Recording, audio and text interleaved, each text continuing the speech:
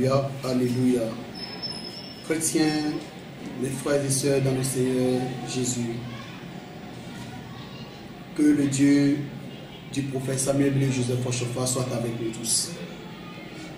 Aujourd'hui, une fois encore, le privilège nous est donné de développer un thème.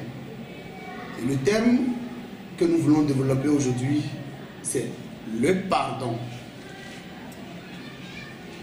Et en introduction, nous allons dire tout simplement la loi universelle de l'amour du prochain qui résume les 10 commandements, Jean 13, 34, Jean 15, verset 12, englobe plusieurs vertus chrétiennes dont le pardon si rare de nos jours que de guerres, de troubles sociaux et de divorces n'aurait-on pas évité si la loi du pardon était observée et mise en application? Quelle définition pouvons-nous faire de ce thème? Quel en est le prix? Quels sont les avantages liés à son observation? D'après le dictionnaire Petit Larouche, le pardon est l'action de pardonner. Et pardonner, c'est renoncer à punir une faute ou à se venger d'une offense. D'après Emmaüs, le nouveau dictionnaire biblique, c'est porter sur soi le péché d'autrui pour l'enlever, soit remettre une dette ou une faute. Les concepts du mot pardon, petit a. Pourquoi pardonner? Le pardon est indispensable pour restaurer la paix avec Dieu ou pour établir une situation conflictuelle entre deux personnes, entre une personne et un groupe ou deux groupes rivaux. Hébreux 12, verset 14-15. Nous recommande de rechercher la paix avec tous afin d'éviter que toute racine d'amertume poussant des rejetons ne produise du trouble et que plusieurs n'en soient infectés. Rechercher la paix avec tous. Rechercher la paix avec tous. Et la sanctification sans laquelle personne ne verra le Seigneur.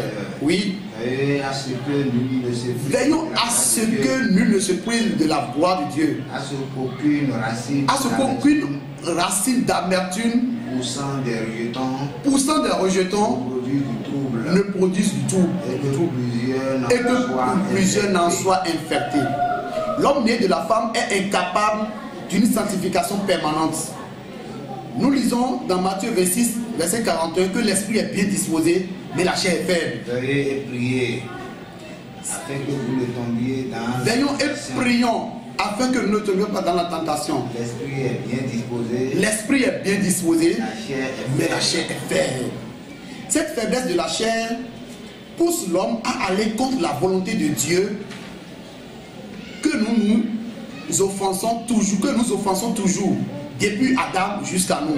Le recours au pardon, ça va être donc obligatoire à cause de son importance et de sa puissance. Les hommes de l'Ancien Testament ont très tôt compris le sens du pardon en s'adonnant aux divers sacrifices pour obtenir la grâce de Dieu. Sacrifice qui constituait à verser le sang des animaux, car sans effusion du sang, il n'y a pas de rémission des péchés. Hébreux 9, 22. Et presque tout qu'après la foi est purifié avec du sang. Oui. Et sans effusion du sang, il n'y a pas de pardon. Il n'y a pas de pardon. Force est de constater que le sang des taureaux et des boucs n'ôte pas les péchés. Hébreux 10, verset 4. Il est impossible que le sang des taureaux. Car il est impossible que le sang des taureaux et des boucs ôte le péché. Car c'est pourquoi Christ, entrant dans le monde, dit Christ n'a voulu ni sacrifice, ni offrande, mais tu m'as formé un corps. Tu m'as formé un corps. Tu m'as agréé. Tu m'as agréé, merci. Pas plus que le bain corporel. Car quand tu te laverais avec du nître, quand tu emploierais du potasse, ton iniquité restera marquée devant moi, dit le Seigneur éternel. Jérémie 2, verset 22. Si quand tu te laverais avec du nître, quand tu emploierais beaucoup de potasse, ton iniquité restera gravée devant moi, dit le Seigneur éternel. Seul le sang est efficace pour le pardon. Zacharie 13, verset 1 et 1 Jean 1, verset 7. En ce jour-là, une source sera ouverte pour la maison de David et des habitants de Jérusalem, pour le péché et pour l'impureté. En ce jour-là, dit l'Éternel des armées. Merci. Le pardon nous est accordé par Dieu. Daniel 9, verset 9, Matthieu 12, verset 7. Pas Jésus-Christ. Pas Jésus-Christ. Matthieu 2, verset 5. Luc 7, verset 48. À travers Jésus-Christ. Luc 1, 69 et verset 77. À travers le sang de Jésus-Christ. Matthieu 26, verset 28. Abondamment à tous ceux qui le demandent. Ésaïe 55, verset 7. Cherchez l'Éternel pendant qu'il se trouve, invoquez-le tandis qu'il est prêt, que le méchant abandonne ses péchés et l'homme d'iniquité ses pensées. Qu'il retourne à l'Éternel qui aura pitié de lui, à notre Dieu qui ne se lasse pas de pardonner. À ceux qui confessent leurs péchés. 2 Samuel 12, verset 13. David dit à Nathan, j'ai péché contre l'Éternel. Et Nathan dit à David, l'Éternel pardonne ton péché. Psaume 32, verset 5. Psaume 32, verset 5. David a dit à Nathan, il a reconnu qu'il a péché contre lui. Il dit, j'ai péché contre l'Éternel. Et Nathan lui a dit, l'Éternel te pardonne tes péchés. Psaume 32, verset 5.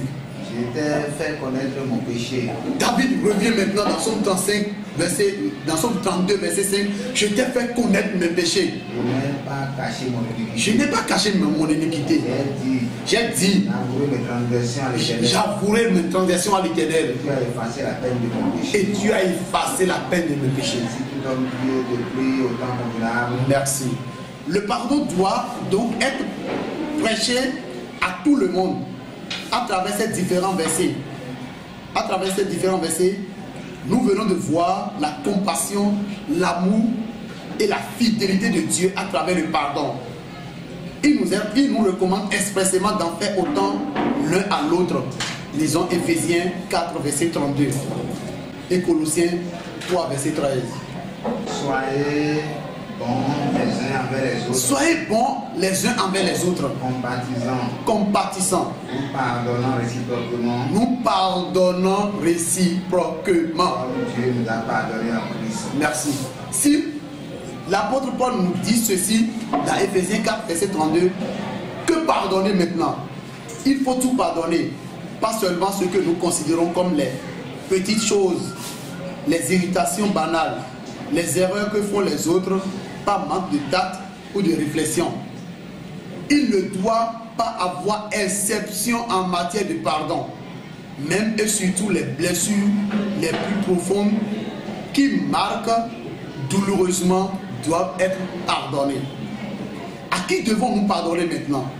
Nous avons la mission de pardonner à tous, comme nous le demande Hébreux 12, verset 15. Luc 11, verset 4. Lisons Luc 11, verset 4. Pardonne-nous nos péchés. Pardonne nos péchés. Car nous aussi nous pardonnons à quiconque nous offense. Car nous aussi nous pardonnons à quiconque nous offense. Alors nous devons instaurer le pardon à nous-mêmes. La croix de notre Seigneur Jésus-Christ est la déclaration. La guerre est donc terminée entre Dieu et nous. Il a fait la paix avec nous par le sang de Jésus. Colossiens 1, verset 20. Puisque Dieu nous a pardonné et nous avons accepté le pardon. Il nous demande non seulement de croire que nous sommes pardonnés, mais aussi de pardonner à nous-mêmes. Vous êtes donc libres, croyez-le et sortez de votre prison. Colossiens 1, verset 20. Il a voulu par lui réconcilier tout avec lui-même. Il a voulu par lui réconcilier tout avec lui-même. Tant ce qui est sur la terre, oui, que ce qui est dans les cieux. Oui. En faisant la paix par lui. En faisant la paix par lui. Par le sang de sa croix. Par le sang de sa croix, merci. Le pardon entre époux, Éphésiens 4, verset 32. Nous allons revenir sur l'épître de Paul aux Éphésiens, chapitre 4, verset 32. La mission de se pardonner les uns les autres commence dans la famille. Soyez donc bons. Soyons donc bons envers les uns et les autres, envers l'époux et l'épouse, oui. Compatissant, nous pardonnant réciproquement, comme Dieu nous a pardonné en Christ. Donc la mission de se pardonner les uns les autres commence dans la famille, car c'est là que la semence de l'amertume, du sentiment et de la haine est insidieusement semée dans les cœurs dès la plus tendre enfance. La famille est en quelque sorte un centre d'apprentissage où Dieu nous exhorte à nous pardonner les uns les autres. C'est là qu'il nous forme et nous transforme en vue de nous rendre en bénédiction pour l'Église et le monde. Le problème de la majorité des églises parviennent des problèmes de la famille. Lorsque les problèmes de la famille sont résolus, les problèmes de l'Église le sont également. La personne ayant appris à pardonner dans sa famille sera aussi prête à pardonner dans l'église. Le mari doit apprendre à pardonner à sa femme et celle-ci doit aussi apprendre à pardonner à son mari. Pour certains, il est malheureusement plus facile de pardonner aux gens de l'extérieur qu'aux membres de leur famille. Les époux doivent savoir que sans l'esprit de pardon mutuel, il est impossible de vivre ensemble. Oh, que de foyers auraient pu être sauvés si seulement les époux avaient appris à se pardonner mutuellement. Le pardon est en quelque sorte la respiration d'un couple. Sans lui, c'est l'asphyxie et la mort. Le mari doit faire le premier pas et aller vers sa femme pour rétablir la paix, car il est le chef de famille. Le pardon des parents aux enfants. Il existe malheureusement des parents qui n'ont jamais demandé pardon à leurs enfants. Pas une seule fois. Il n'est dès lors pas étonnant que beaucoup de parents se plaignent d'avoir des enfants rancuniers qui ne demandent jamais pardon. La triste réalité est que les enfants n'ont jamais eu de sang à la maison. N'oublions jamais qu'il vaut mieux leur donner un bon exemple que beaucoup de conseils. Lorsque nous avons mal agi à leur égard, ils sont blessés et à moins d'une réparation de notre part, leur cœur se remplit d'amertume. Ils en souffriront tôt ou tard et ils se dresseront contre nous. Comment des parents peuvent-ils exiger que leurs enfants viennent leur demander pardon alors qu'ils ne l'ont jamais fait eux-mêmes? Le pardon des enfants aux parents. Éphésiens 6, verset 1 à 3. Une jeune fille a assisté régulièrement au bastonnade de sa mère par son père et elle a gardé un ressentiment vis-à-vis de son papa. Alors à son âge mûr, elle s'est refusée de se marier pour ne pas subir le même sort puisqu'elle n'a jamais pardonné le fait à son papa. On lui a donné le conseil de pardonner à son père. Elle a accepté et le ressentiment de reine à son père a fait place à l'amour d'un homme avec qui elle a pu fonder un foyer. Le pardon dans l'église maintenant. Matthieu 18, versets 15 à 17. L'esprit de pardon entre chrétiens amènerait le réveil dans l'église, car l'un des obstacles majeurs à l'épanouissement du chrétien est le ressentiment. En refusant de pardonner, le chrétien se détruit lui-même spirituellement, moralement et physiquement. Que de vies, de foyers et d'églises sont ravagées par le refus de pardonner. Sans aucun doute, l'esprit de pardon est le fondement d'une vie chrétienne heureuse et victorieuse. Le pardon est réellement la clé de nos relations avec Dieu. Si nous arrivons à balayer les contrariétés, l'Esprit de Dieu pourra se manifester librement. Aujourd'hui, La médisance fait plus de mal à l'Église que beaucoup d'autres péchés qui nous scandalisent. Dieu donne un avertissement sérieux. Celui qui calomnie en secret son prochain, je l'anéantirai. Psaume 101, verset 5. Voilà les conséquences tragiques de la calomnie. Elle détruit les autres et nous détruit nous-mêmes. Psaume 101, verset 5. Celui qui calomnie en secret son prochain, celui qui calomnie en secret son prochain, je l'anéantirai. Celui qui a des regards hautains. Merci. Ça veut dire que si tu n'as pas le pardon, si tu ne pardonnes pas à ton prochain, Dieu t'anéantira. Elle détruit les autres et nous détruit nous-mêmes. Si nous voulons garder l'onction sainte de Dieu sur nous, et si nous voulons que le Saint-Esprit puisse nous utiliser pour amener le pardon aux autres, nous devons éliminer ce péché de nos vies car le pardon est une source de purification et de réveil dans l'Église. La mission de pardonner maintenant. Dans le plan de Dieu, le message du pardon est destiné à changer l'humanité. Le sacrifice de Jésus à la croix a réconcilié l'homme avec Dieu. Aussitôt après, Jésus confiera à ses disciples le ministère et la réconciliation. Il leur dit, la paix soit avec vous. Comme mon Père m'a envoyé, moi aussi je vous envoie. Jean 20, verset 21. C'était là le message confié à la première église. Les apôtres aussi l'annonçaient partout où ils allaient. Et tout cela vient de Dieu qui nous a réconciliés avec lui par Christ et qui nous a confié le ministère de la réconciliation. 2 Corinthiens chapitre 5 verset 18.